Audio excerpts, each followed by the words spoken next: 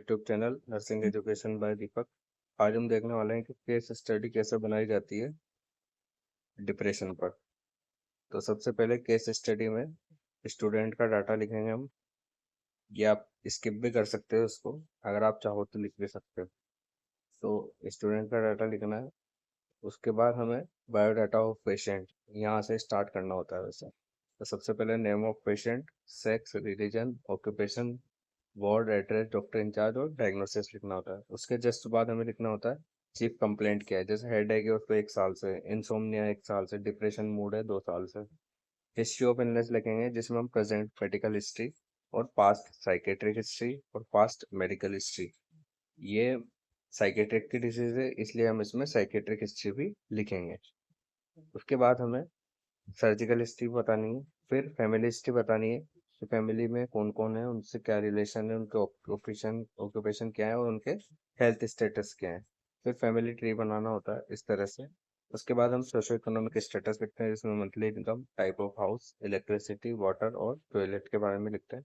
फिर हमें जैसे अदर डिजीजेज में हम फिजिकल एग्जामिनेशन करते थे, उसी तरह हम इसमें मेंटल स्टेटस एग्जामिनेशन करेंगे जिसमें जनरल अपीयरेंस लिखेंगे, फेशियल एक्सप्रेशन कैसे हैं, level of grooming, level of cleanliness, behaviour, cooperative, psychomotor activity कैसी है, स्पीच कैसा है, mood, thought, perception, cognitive function, insights कैसे हैं।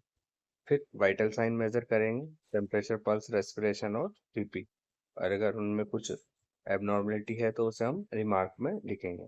फिर मेडिकेशन क्या क्या दे सकते हैं हम या क्या क्या देंगे हम अकॉर्डिंग टू डॉक्टर, वो लिखना है। किस डोज में देनी है और किस रूट से देनी है, ये चीजें लिखनी है। और क्या क्या थेरेपी दे सकते हैं जैसे psychoanalytic therapy, behaviour therapy, yoga and meditation, इनसे भी काफी रिलीफ मिलता है। ये जो अभी तक हमने देखा ये हम एनसीपी में भी बनाते हैं। अगर आप एनसीपी बना रहे हो तो यहाँ तक तो लिखना। उसके बाद केस स्टडी देख रहे हैं हम, तो केस स्टडी में भी डिसीज कंडीशन भी लिखनी होती है कि डेफिनेशन क्या है उसकी, ईटियोलॉजी क्या है।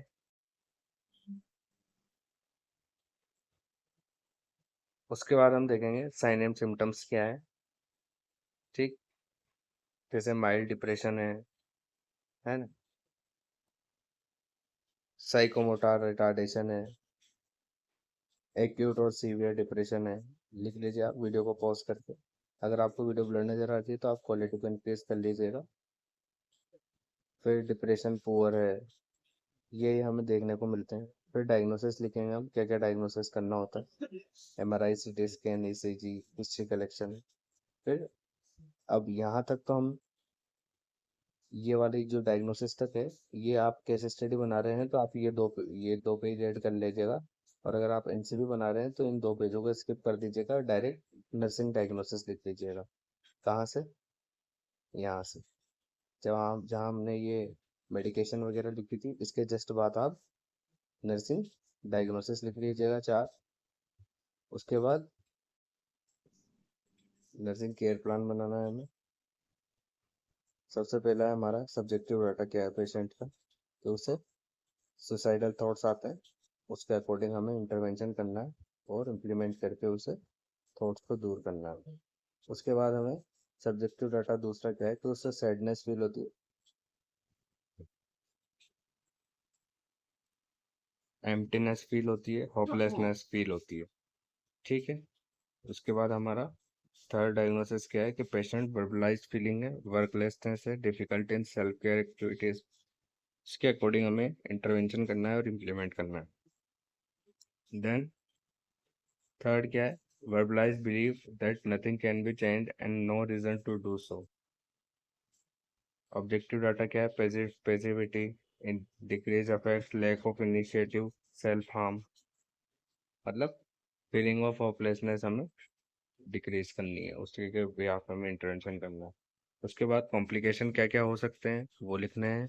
और हेल्थ एजुकेशन लिखनी है, क्या हेल्थ एजुकेशन देनी है उन पेशेंट को और पेशेंट के फैमिली मेम्बर्स को। इसके बाद हम रेफरेंस लिखते हैं जिसमें हम कुछ साइट्स के नेम लिखते हैं और मेंटल की जो बुक्स आती हैं उनके नेम लिखना होता है। तो ये था हमारा केस स्टडी और एनसीपी, इसमें दोनों ही आ गया डिप्रेशन से। अगर आपको इसकी पीडीएफ चाहिए तो आप मेरा टेलीग्राम ग्रुप ज्वाइन कर लीजिएगा, मैं वहाँ पर आपको पीडीएफ प्रोवाइड कर दूंगा। Thank you so much for watching my video.